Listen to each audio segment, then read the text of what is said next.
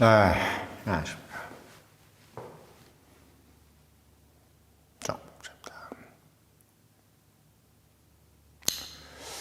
지금 뭐 편가르기가 어느 정도 끝난 것 같은데요. 예, 조선일보에서는 일단 오세훈하고 한동훈을 한 편, 그리고 장동혁하고 안철수를 한 편으로 이렇게 이제 구도를 만들어가지고 판을 좀 정치판을 약간 이제 우파의 어떤 우파라고 하기엔 보수층, 그렇지 보수층 성향의 보수 성향의 이제 지지자들의 정치 흥행을 지금 이제 올리려고 이벤트를 만들려고 그런 것 같습니다.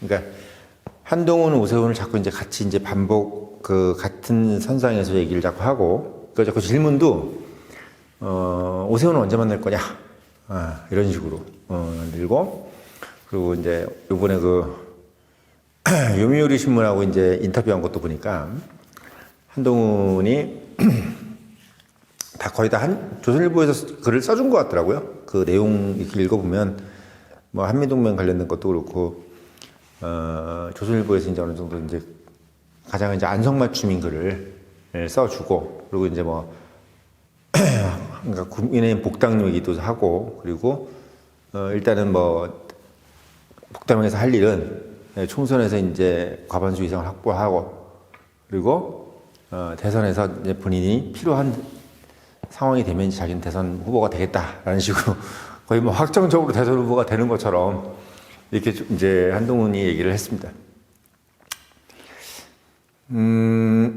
어떻게 보면 뭐 조선일보에서는 이제 원픽으로 한동훈을 생각을 하고 있는 것 같고, 저는 한동훈을 조선일보가 이제 좋아했던 상황은 윤 대통령 때부터 시작이에요. 윤 대통령이 이제 개엄하기 1년 전부터 조선하고 이제 조중동에서는 이제 윤석열을 거의 뭐 쓰레기 취급했었고, 그러면서 이제 한동훈을 이제 띄우기 시작했죠.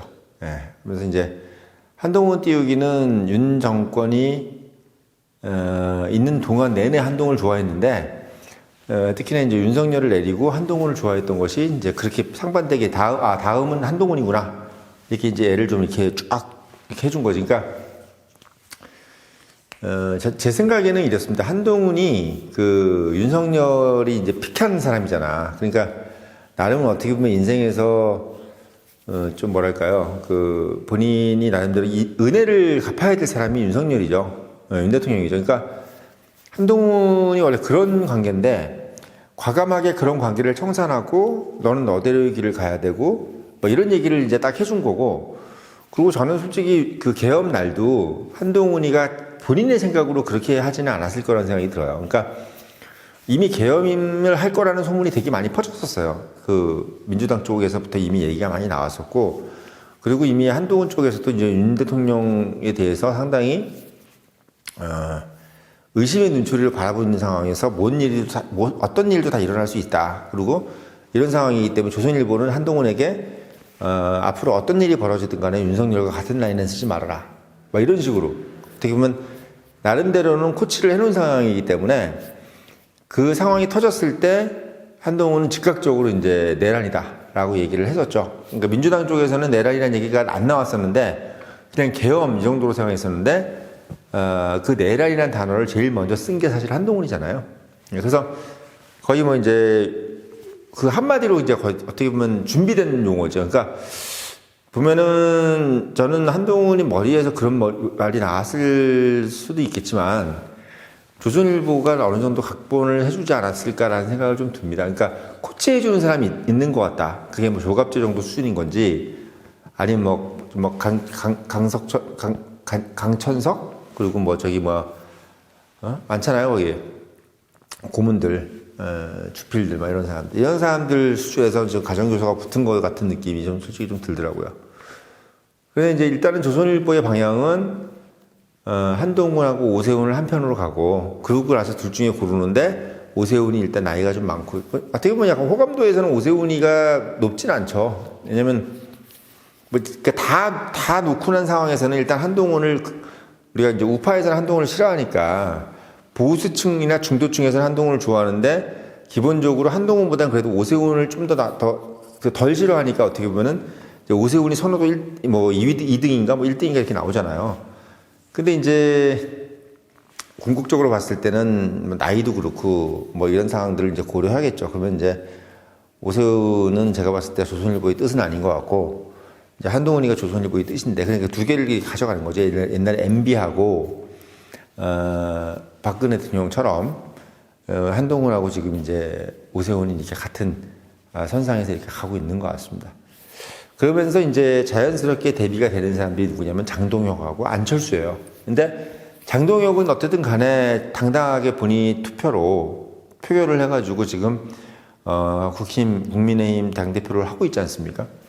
그리고 또 나름 핵심 지지층들은 대부분 다 우파들이고 그런 상황이기 때문에 장동혁은 어쨌든 확고한 시스템 안에서 본인의 지지 기반을 가져가고 있고, 그리고 안철수 같은 경우는 또 안철수가 이상하게 재밌는 게, 이상하게 안철수 좋아하는 사람들이 있어요. 신기해. 그러니까 안철수는 고정으로 좋아하는 사람들이 있어요. 그러니까 국힘이나 옛날 자유한국당, 제가 이제 자유한국당 대선 캠프에서 이제 청년위원장을 했잖아요. 제1 청년위원장이 있고 제2 청년위원장이 있는데 제1 청년위원장은 돌아가셨어요. 갑자기 심장마비로 돌아가셨고, 제가 이제 그 청년위원장을 했었는데, 그때 안철수하고 저희가 이제 붙어봤지 않습니까? 근데 안철수를 지지하는 세력들하고 그때 처음으로 이제 제가 겪어봤을 때 대한민국에서의 그 보수나 그 중도 지형도를 제가 확인했어요. 그러니까 홍준표가 얘기했듯이 홍준표는 중도가 없다고 얘기했거든요. 그 선거 내내 결국 자기를 찍을 것이다. 홍준표 얘기는 뭐였냐면 결국은 보수는 자기를 찍을 것이다. 우리나라에 중도는 없다. 이렇게 했는데 뚜껑을 열어보니까 안철수를 찍은 사람들이 20몇 프로가 나온 거야. 그러니까 그때 이제 저도 깨달은 게 뭐냐면, 저도 이제 프란시스 베이컨식의 사고방식 가지고 있는 사람이니까 경험으로 봤을 때 중도라는 것이 있구나. 홍준표를 찍었어야 되는데 안 찍었단 말이야? 그러면 이 홍준표를 안 찍은 이 20몇 프로는 뭐냐? 안철수를 찍은 그 사람들은 뭐냐고 봤을 때 그런 사람들이 있더라고요. 있어요. 그러니까 지금 봤을 때 저는 2017년도 대선이 저한테는 좀 많은 교훈을 준 것 같습니다. 대한민국이라는 나라가 어떤 지형도를 갖고 있는지를 정확히 어떻게 보면 리트머스 종이로 보게 된 거죠. 그러니까 그때 이제 문재인이 40%를 간신히 넘었나요? 그런 상황이었죠. 그러니까 사실 안철수하고 홍준표를 합치면 이기는 싸움이었어. 근데 둘이 이제 결국은 결합을 못했죠. 하면 되는데. 근데 이제 결합을 못한 상황에서 결국은 안철수를 찍는 사람들이 거의 홍준표하고 비등비등했단 말이야. 그럼 이 사람들은 뭐냐? 안철수 찍는 이 사람들은 뭐냐? 있어요. 그러니까 우리가 보면 장동혁을 지금 지지하는 사람들이 지금 어느 정도 있냐면 한 20몇 프로씩 있어. 장동혁을 전체 이제 유권자, 우리나라 이제 전체 인구 중에서. 그러니까 약간 지금 국힘의 정통적으로 정통 우파라는 개념으로 무조건 자유한국당 찍어야 된다고 한 사람들이 그때 25% 정도 됐었습니다. 그러니까 대한민국 유권자 중에 25%는 진짜 우파야. 제가 봤을 때, 제가 눈으로 확인했을 때는. 그리고 22, 3% 정도가 안철수를 찍는 사람들인데, 이 사람들은 뭐냐면 민주당은 싫어요. 이런 거야. 일단 민주당이 싫어. 근데 꼴통 우파도 싫어. 이런 거야. 솔직히. 그러니까 어떤 사람들이냐면 약간 테크노클라트라고 그러나요? 약간 기술 관료 같은 거의 개념. 그러니까 좀 너무 이게 독재 시대의 냄새가 나지 않으면서, 그렇다고 그래가지고 민주당 애들처럼 노조네 뭐네 이런 것도 막 설치고 좌파 카르텔 같은 거 있는 것 같은 건 더 싫고, 상당히 개인주의적이면서 뭔가 나한테 이래라 저래라 할 것 같은 느낌이 드는 사람들을 싫어해. 그런 사람들. 그러니까 자유한국당 같은 그런 우파 이런 것들도 싫고, 박정희 이런 거 싫고, 전두환 이런 거 절대 싫고, 그렇다고 해도 또 이 문재인의 노사모 이런 것도 정말 싫어하는 거야. 약간 구조화돼 있는 어떤 그런 카르텔 같은 거 있잖아. 그러니까 얘는 독재도 싫고 카르텔도 싫은 거야. 한마디로 1인적으로 딱 이렇게 권위적인 걸 다 싫어하는 거야. 둘 다 권위적인 거 있잖아. 카르텔도 권위고 다 권위인 거지. 그러니까 이 권위주의 자체를 상당히 싫어하는 거. 이게 어떻게 보면 안철수를 찍는 사람들인 겁니다. 그래서 지금 안철수하고 장동혁은 제가 봤을 때 상당히 파워풀한 조합이에요. 근데 일단 그렇게 만들어 가더라고요. 그리고 한동훈하고 오세훈을 한편으로 만들어 가는데 저는 조선일보가 참 재밌는 게 어느 순간부터 이제 정통 우파라 그러죠. 우리가 이제 뭐 장동혁을 지지하는 사람들이라든지 이런 사람들, 그리고 홍준표 나왔을 때 이제 홍준표를 지지했던 사람들에 대해서 별로 이렇게 좋게 평하지 않았던 게 저는 언제부터 시작이 됐었냐면 사실은 MB하고 박근혜하고 친이 친박이 싸울 때부터 저는 조선일보의 냄새를 맡았습니다. 그러니까 조선일보가 어떤 스탠스를 취했냐면 일단 박근혜랑 관련된 거, 박정희랑 관련된 거에 대해서 별로 이렇게 좋게 평가를 안 하고 특히 전두환과 관련된 것도 되게 좋게 평가를 안 하기 시작했어요. 그래서 뭔가 군부 독재가 연상되는 그 과거의 세월 이런 것들은 아예 그냥 부정하고 싶어하는.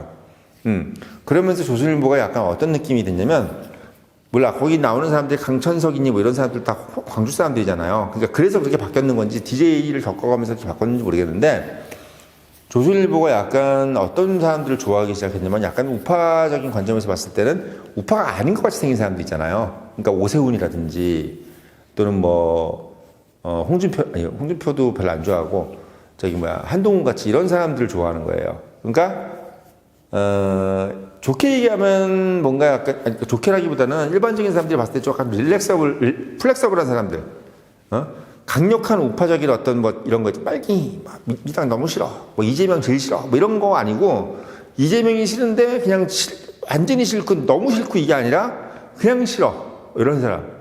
그렇다고 해서 어떻게 보면 약간 우파 같지도 않은 사람들, 이런 정도의 느낌을 되게 좋아하기 시작하더라고요, 조선일보가. 그래서 그러면서 안철수도 사실 어떻게 보면 조선일보가 별로 이렇게 안 밀더라고요.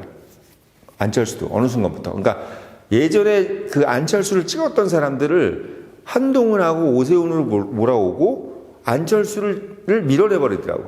그래서 옛날에 안철수를 찍었던 사람들이 있죠. 2017년도에 안철수를 찍었던 사람들이 이제 지금 보면은 주도적으로 한동훈하고 오세훈을 좋아하게 되는 사람들입니다.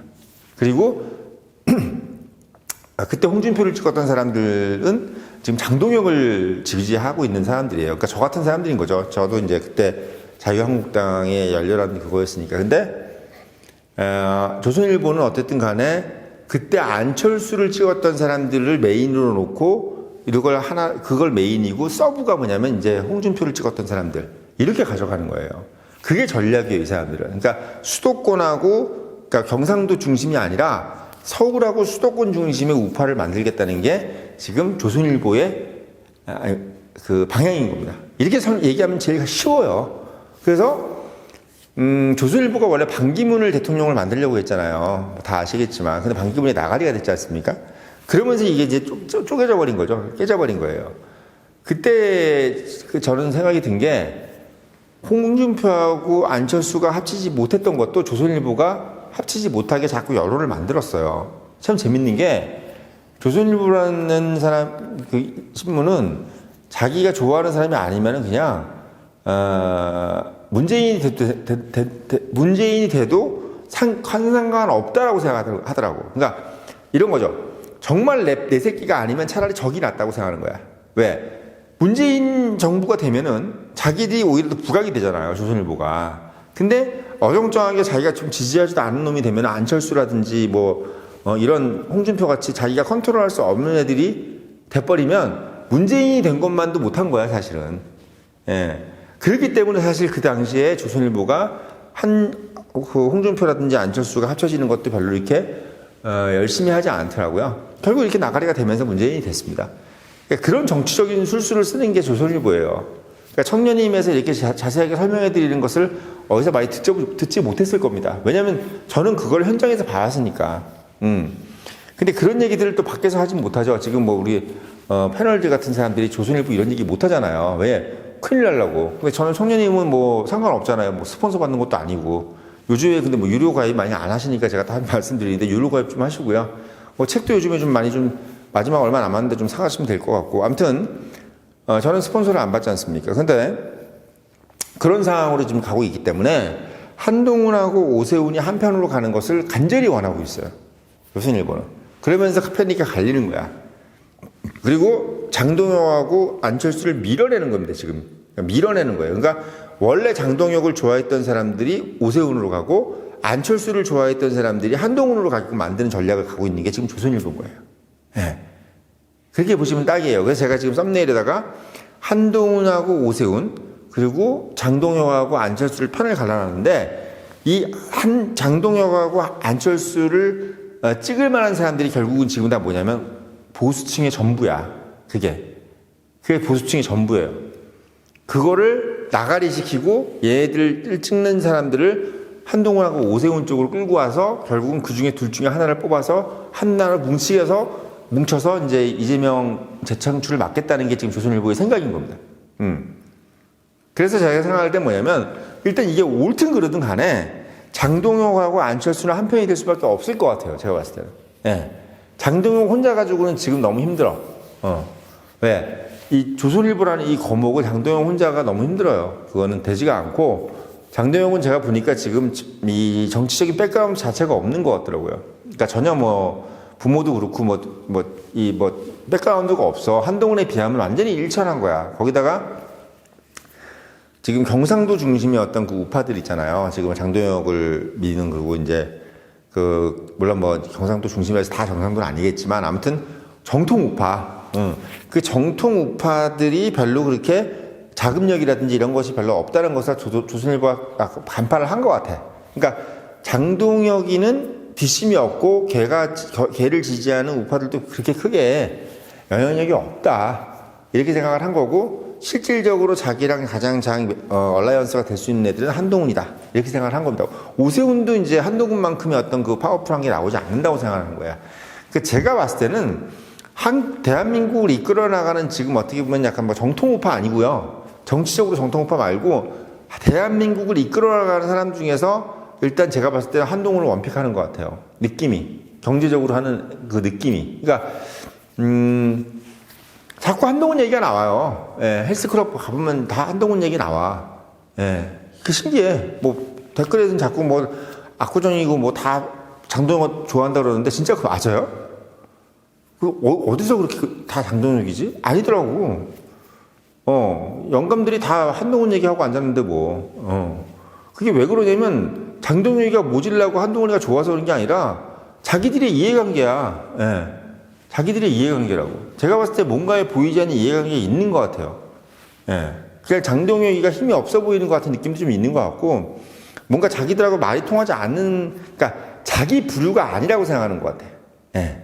장동혁은 자기 부류의 사람이 아니고 약간 좀 다른 부류에 있는 사람이다라고 생각하는 것 같고, 한동훈이 자기들의 어떤 그 이해관계라든지 자기 부류들을 좀 만들어 나갈 수 있지 않겠느냐. 그러니까 솔직히 얘기하면 경제적인 기득권을 지켜주지 못할 것 같다는 생각이 드는 거예요, 지금. 안철수도 마찬가지로 뭐냐면 기본적으로 약간 기존의 그 기득권들 입장에서는 안철수가 뭔가 이상한 짓거리를 할 것 같다는 그런 불안감이 있는 거고, 장동혁도 약간 보면 그렇게 막 부르주아가 아니잖아요. 집도 무슨 뭐 다 합쳐서 10억도 안 된다면서. 뭐 그런 것들을 보면서 이제 기존의 이제 기득권들이 봤을 때는 장동혁도 자기들의 이제 그 이권을 잘 못 지켜줄 것 같은데 한동훈은 완전히 자기들의 이권을 지켜줄 것 같은 사람인 거죠. 예, 오세훈이나. 예, 대표적인 게 MB였잖아요. 그러니까 MB하고 박근혜 중에 MB를 고른 이유가 뭐 다른 거 없어. 그냥 MB가 훨씬 더 자기들하고 부류가 맞다고 생각했고, 박근혜는 좀 뭐 우리하고 뭐 다른 애잖아. 이렇게 생각한 거야. 뭐 돈도 별로 없잖아. 뭐 이런 식인 거야. 그런 개념인 거라고 저는 생각이 듭니다. 그러니까 다만 다행인 건 안철수가 돈이 좀 많잖아요. 장동혁이 돈이 좀 없고. 그러니까 저는 안철수가 그렇다고 해서 돈을 막 누구한테 막 펑펑 쓰는 스타일은 못 되지만, 그렇다 그래도 어쨌든 안철수하고 장동혁이 한타스가 돼서 뭔가 좀 해보는 것이 제가 봤을 때는 지금 시간을 좀 벌어야 된다는 생각이 좀 들어. 장동혁은 좀 시간을 좀 벌어야 되고, 왜? 조선일보가 워낙 지금 한동훈으로 드라이브를 걸고 있기 때문에 급속하게 지금 60대, 70대, 80대 할아버지들이 계속 한동훈으로 가고 있어요. 예. 보세요. 대한민국 이 우파 재밌는 게 뭐냐면, 조선일보를 읽는 게 뭔 대단한 기득권이라고 생각하는 사람들이 되게 많아. 우리 청년회의 보시는 우파들은 조선일보 다 안 보지만, 지금 뭐, 강남에서 뭐 좀 산다고 사는 사람들 조선일보 딱 펴놓고 앉아가지고 그거 뭐 읽은 거 자체를 되게 자기가 무슨 되게 벼슬이라고 생각하는 사람들이 되게 많아요. 별것도 아닌 사람들이. 그 사람들이 다 지금 한동훈한테 다 몰려가고 있는 거야. 예. 지금 제 청년회의 보시는 구독자분들은 그런 거랑 상관없이 스스로 빛나시고 스스로 대단하신 분이기 때문에 조선일보 같은 거에 기대지 않고 청년회의만 보면서도 분명히 자기들을 표현할 수 있는 사람들이지만 그렇지 않은 그 우파 할아버지 더 많은 거예요. 그래서 저는 장동혁이라는 사람을 그래서 지지를 하는 겁니다. 장동혁이는 저는 제가 봤을 때 한국도 개혁을 할 수 있는 사람이에요. 근데 한동훈이나 이런 애들은 개혁을 할 수 있는 애들이 아니야. 그래서 저는 장동혁하고 안철수가 한타스가 돼서 오세훈, 한동훈을 이기는 방법, 이걸 빨리 우리가 고민을 해서 가져가야 된다는 말씀 드리고 영상 올렸고, 늘 말씀드리지만 이런 인사이트를 가지려면 본부장이 말한다. 꼭 사서 읽어보시고 청년인 유료 구독 당부드리면서 영상 마치겠습니다.